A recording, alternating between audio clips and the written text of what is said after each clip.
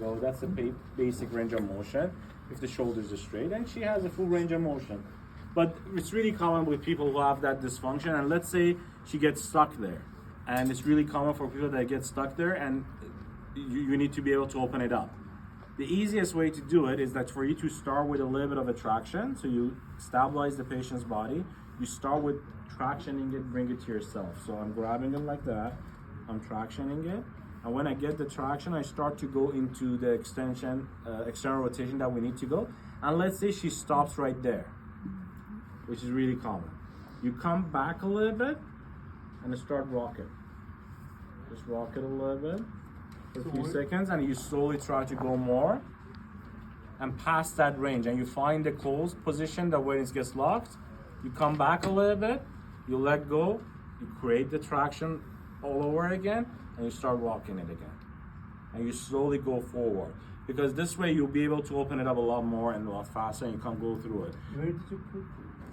I'm just stabilizing. So when you're stabilizing, I try to grab the clavicle and I try to hold the body there. So when I'm creating traction, I actually get the head of the humerus out of the socket. So like that. And then you go, you find the end of the range and you start to shake it. And you slowly go more and more and more. Do not try to force into it. It's too painful. You create extra inflammation. Every time that there's a stuck position in any joint that you're trying to force it open, remember, most likely the problem is that the joint is inflamed, that this is not moving properly. And if you try to force it, you create more inflammation, it's less likely for you to move it. The patient going to be in more pain, and you're going to actually do the opposite of what you're trying to do. Oh my God, I've never been recorded from that high. It's okay. I looked up, and I saw the camera there, so I'm sorry. It was my bad. Oh my God, I dropped someone's car. So yeah. Same thing that we covered, you want to make sure that you go through all of these muscles and treat them separately. So if I want to go through them, I hold, I find the trigger point part of it, I make it short, and I can hold it there and I start to work on it, right? So we don't force it. If you see that when you bring in the elbow, shoulder up, it's just the muscle that is holding it up. Because sometimes for a lot of people, you see that physically the shoulder comes up. This is so tight that it comes up. Just work on that muscle. Don't try to force it into.